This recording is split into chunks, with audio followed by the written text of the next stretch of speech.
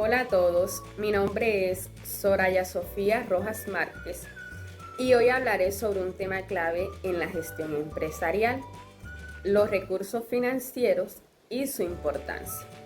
Me enfocaré en explicar qué son y por qué son fundamentales para el funcionamiento de una empresa.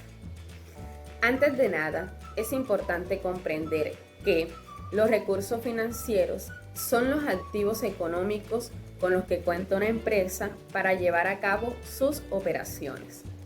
En otras palabras, se trata del dinero y otros bienes que tienen cierto grado de liquidez, como el efectivo disponible, las cuentas por cobrar o incluso las inversiones en otras compañías.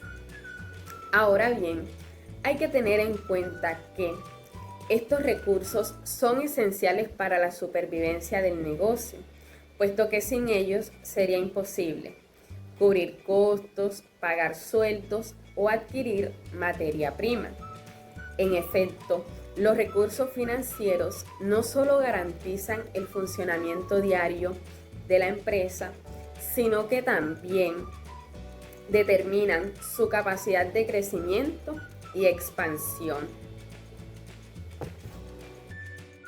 Bueno, ahora en esta parte les hablaré sobre la autofinanciación y su relación con el cash flow o flujo de caja. La autofinanciación es una estrategia en la cual se hace uso de los recursos propios de una empresa para así financiar las actividades o inversiones sin que ésta dependa de préstamos externos o inversores. Por otro lado, tenemos el significado de cuadro de cash flow o estado de flujo de caja. Este nos dará a conocer cómo se generan y se utilizan los recursos disponibles de nuestra empresa, identificando así si dicha entidad tiene suficiente liquidez para sostener su evolución y crecimiento. Teniendo en cuenta estos dos conceptos, podemos determinar que el cuadro de cash flow reflejará la capacidad de autofinanciación de nuestra empresa, dando a conocer si sus operaciones están dando la suficiente liquidez para poder sostenerse y sin que ésta dependa de agentes externos. Ahora les explicaré acerca de un ejemplo de cuadro de cash flow. Dicho ejemplo se está basando de un cuadro que se tomó del libro de planificación financiera en la práctica empresarial, página 87. Bueno, supongamos que una empresa tiene los siguientes datos: ventas, compras de materia prima, variación de stock de materia prima, consumo de materias primas y entre los que podemos ver en este cuadro. Ahora, para llevar a cabo dicho proceso debemos tener en cuenta las siguientes fórmulas. El consumo de materias primas se halla con las compras de materias primas más la variación de stock de materias primas. En este caso sería 150.000 menos los 10.000. Esto daría un total de 140.000. Otro dato sería el costo de explotación, que este sería igual al consumo de materias primas, más carga de personal, más otros cargos operativos, más subvenciones a la explotación. En este caso serían 140.000 más 100.000 más 50.000 menos 5.000, dando un dato de 285.000. Tenemos otro que sería el coste de venta, que sería igual a coste de explotación menos la variación de stock de productos terminados. En este caso, como podemos ver en el cuadro, serían 285.000 menos 15.000, dando un total de 270.000. Y así se va haciendo el cálculo de cada uno de estos procesos. El cálculo de cash flow de explotación sería igual ventas menos costos de ventas, que serían 500.000 menos 270.000, dando un valor de 230.000. Y así vamos calculando cada uno de estos procesos. Al final podemos calcular lo que sería la autofinanciación, que sería igual a amortización inmovilizado más provisiones de deterioros menos compensación de pérdidas más reservas.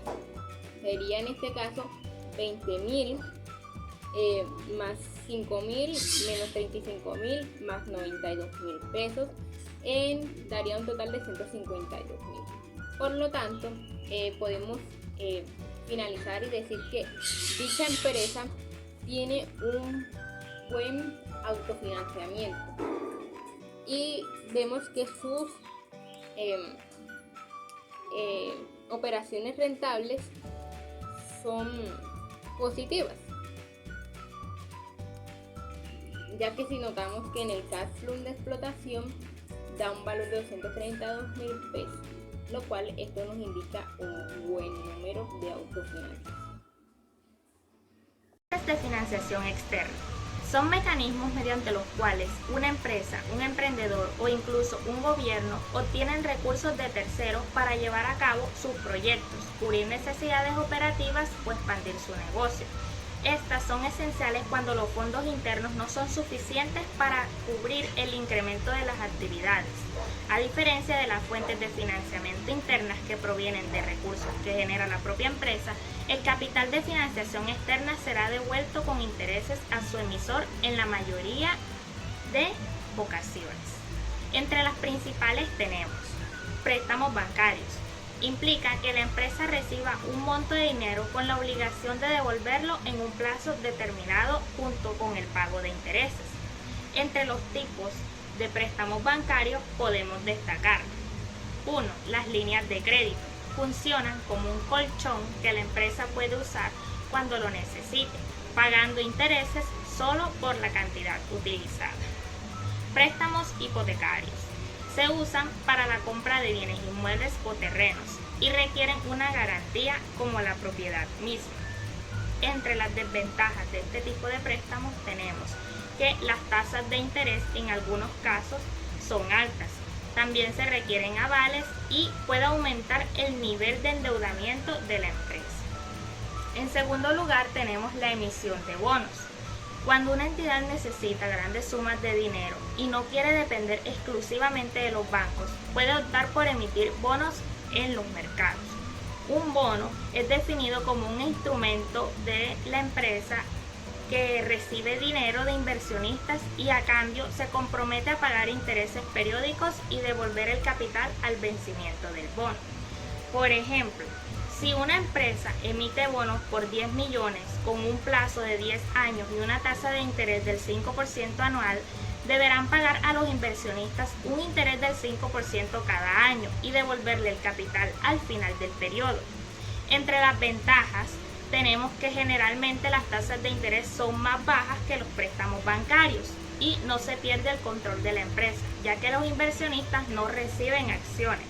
Pero sin embargo la empresa debe cumplir con los pagos de intereses sin importar su situación financiera y se requiere una buena calificación crediticia para atraer a los inversionistas. En tercer lugar tenemos a los inversionistas privados, que consiste en obtener dinero de individuos o empresas que invierten en un negocio a cambio de participación accionaria o un retorno financiero. Entre las desventajas tenemos que se pierde parte del control de la empresa, puede ser difícil de conseguir inversionistas si el negocio no tiene alto reconocimiento económico. Luego tenemos el financiamiento colectivo, que consiste en obtener pequeñas aportaciones de muchas personas a través de plataformas en línea. Es popular entre emprendedores y startups. Entre las ventajas podemos destacar que puede generar publicidad y validación del producto. Sin embargo, no garantiza que se recaude la cantidad deseada. Puede ser difícil destacar entre tantas compañías, ya que es en línea. Por otro lado, tenemos el leasing financiero, que es una opción para respaldar la adquisición de activos sin necesidad de comprarlos de inmediato. Es decir, la compañía paga una renta mensual por el uso de un equipo, vehículo o inmueble, con la opción de comprarlo al final del contrato. Por ejemplo, una empresa de transporte necesita camiones nuevos, pero en lugar de comprarlos, los arrienda mediante leasing.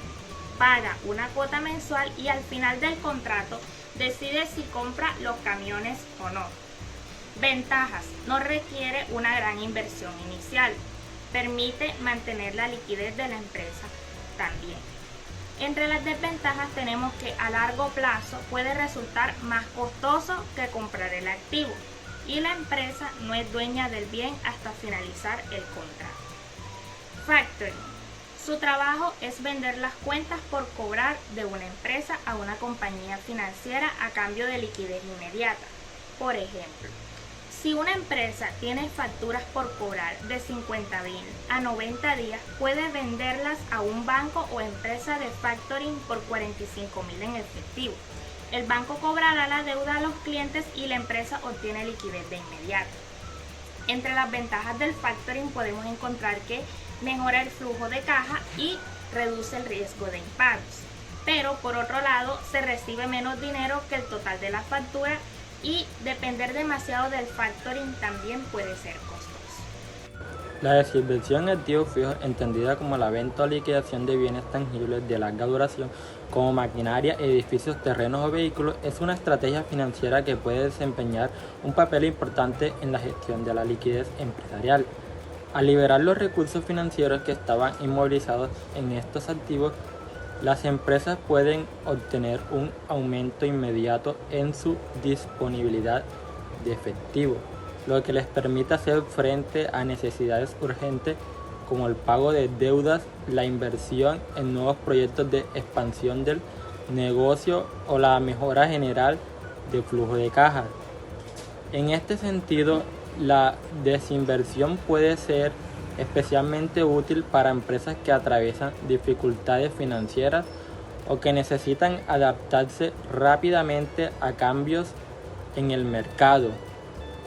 Además de mejorar la liquidez, la desinversión en activos fijos también puede ser utilizada como una parte de una estrategia más amplia de reestructuración corporativa. En este contexto, la desinversión permite a las empresas enfocarse en áreas más rentables, deshacerse de activos que ya no son esenciales o que generan altos costos de mantenimiento y reorganizar su cartera de activos para alinearla con sus objetivos estratégicos. Por un ejemplo, una empresa que está adoptando nuevas tecnologías puede optar por vender maquinaria obsoleta y utilizar esos recursos para adquirir equipos más avanzados que le permitan ser más competitiva. Sin embargo, es importante reconocer que la desinversión en activos fijos también conlleva riesgos e implicaciones que deben ser cuidadosamente evaluadas. En primer lugar, la venta de activos esenciales podría afectar la capacidad operativa de la empresa, reduciendo su eficiencia y su productividad en el corto plazo. Asimismo, si la desinversión se realiza de manera apresurada, existe riesgo de que los activos sean vendidos por debajo de su valor de mercado, lo que podría generar pérdidas financieras en lugar de beneficios. Además, la desinversión excesiva puede enviar señales negativas al mercado y a los inversores, quienes podrían interpretar esta práctica como indicio de problemas financieros graves. Por estas razones, es fundamental que las empresas realicen un análisis exhaustivo antes de proceder con la desinversión. Esto incluye evaluar el impacto operativo y financiero y estratégico de la venta de activos, identificar los activos que realmente son prescindibles y determinar el mejor momento y método para llevar a cabo la desinversión.